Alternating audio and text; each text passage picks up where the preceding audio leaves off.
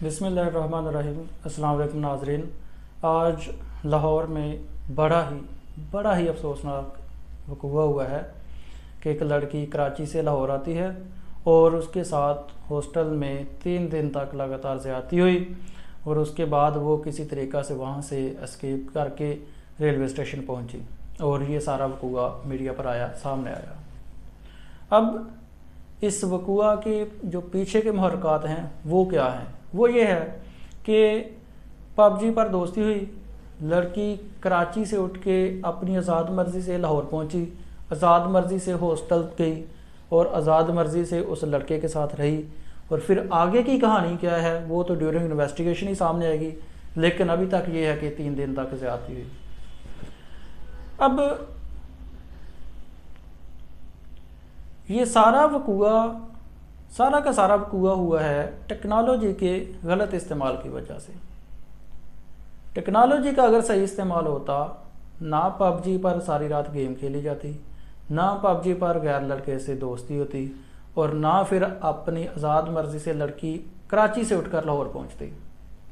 इस सारे वक़ूआ की अब FIR तो होनी है। Police is duty bound to register FIR on receiving information of every cognizable offence.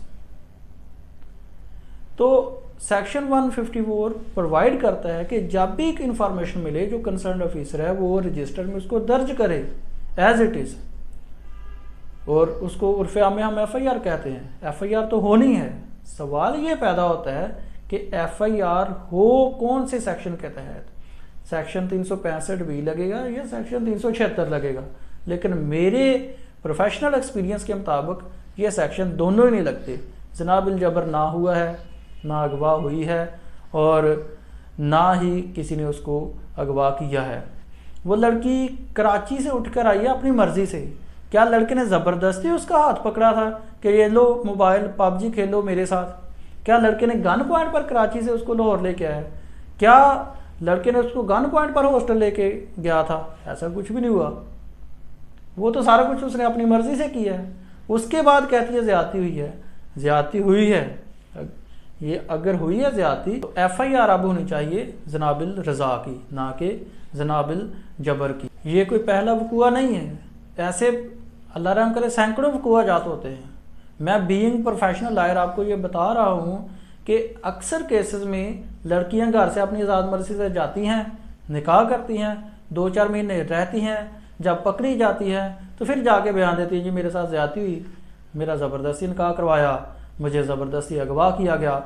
लेकिन ऐसा होता कुछ नहीं है। ये सब स्टोरियाँ होती हैं, अपनी मर्ज़ी से जाती हैं। अल्लाह रहम करे, अल्लाह महफूज रखे हर एक की इज़्ज़त को।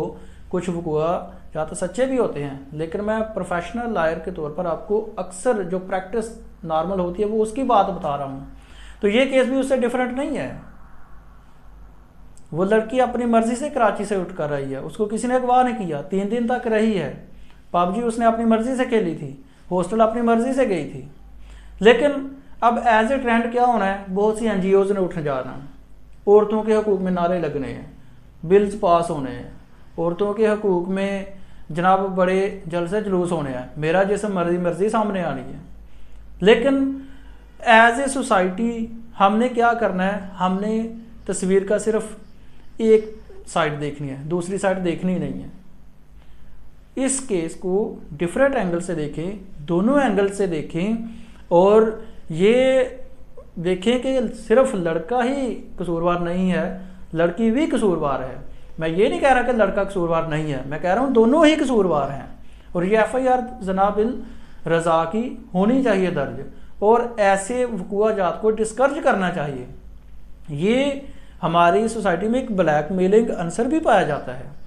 अक्सर जो वुमेन है वो एज ए प्रोफेशनल ब्लैकमेल करती हैं लोगों को, अपने औरतों के हकूक़ के नाम पर, अपने हकूक़ नस्वा औरत होने का फ़ायदा उठाते हुए अक्सर ब्लैकमेलिंग के FIR होते हैं। अक्सर ये 365B में 376 में लोग बरी होते हैं। उसमें क्या होता है, ब्लैकमेल कर रही होती हैं। मैंने खुद कई ऐसे मुकदमा किए हुए हैं जिन्होंने मुकदमा दर्ज करवाए, जब ब्लैकमेलिंग का पर्पज़ पूरा हो गया या नहीं हुआ फिर उसके बाद केस में पेश ही नहीं हुए। तो इस केस को ज़रा डिफरेंट एंगल से देखते हुए दोनों साइड्स को देखें और इस चीज़ को डिस्करेज करें। दूसरा ये है कि ये सारा कुछ हुआ है टेक्नोलॉजी के गलत इस्तेमाल की वजह से। हमारे पेरेंट्स को चाहिए कि जब बच्चों को ये टेक्नोलॉजी लेके देते हैं इसका ख्याल रखें। हमारे स्टूडेंट्स को चाहिए कि इस टेक्नोलॉजी का अच्छा इस्तेमाल करें, बजाय पबजी खेलने के इस पर कुछ पढ़ लें, कुछ रिसर्च कर लें। और हमारे टीचर्स को चाहिए कि टेक्नोलॉजी का सही इस्तेमाल बच्चों को सिखाएं।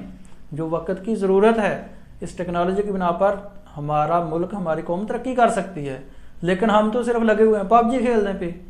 अगर पबजी से हटते हैं तो फिर हम फेसबुक पे चले जाते हैं, हम तो रिसर्च पे जाते ही नहीं हैं। तो ये जो सारा वकूआ हुआ है, ये सारा का सारा मेरी ओपिनियन में जनाब रज़ा हुआ है। जनाब रज़ा की FIR होनी चाहिए, दोनों को इकट्ठी सज़ा होनी चाहिए और इस ट्रेंड को डिस्करेज करना चाहिए। मेरी बीइंग प्रोफेशनल लॉयर राय ये है। आपकी क्या राय है? आपकी क्या राय है? कमेंट्स में ज़रूर बताइएगा। शुक्रिया।